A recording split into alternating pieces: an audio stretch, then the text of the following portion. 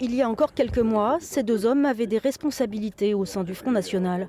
Mais aujourd'hui, ils en sont revenus. Ils dénoncent l'autoritarisme qui règne dans leur ancien parti. Selon eux, le FN Vendée est aux ordres de Paris et les militants sur le terrain ignorés. On n'a pas beaucoup de discussions entre nous, déjà. On ne nous écoute pas.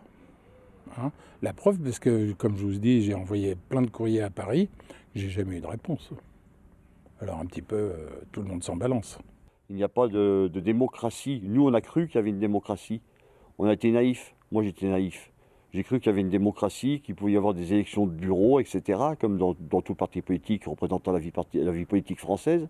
Malheureusement, il n'y a pas de démocratie-là à laquelle j'aspirais. Il n'y a pas d'humanisme non plus. Depuis les élections départementales, sur 15 membres du bureau, 6 ont démissionné. Un 7e a été suspendu par Marine Le Pen. Tous fustigent en bloc l'inertie et le suivisme de Brigitte Neveu, leur tête de liste, et de son adjoint. Je suis disciplinée et j'entends que les autres le soient. Et puis s'ils ne sont pas contents, ils peuvent toujours partir. D'ailleurs, c'est ce qu'ils font. Je trouve ça décevant parce que c'était de bons éléments et puis qui malheureusement ont mal tourné.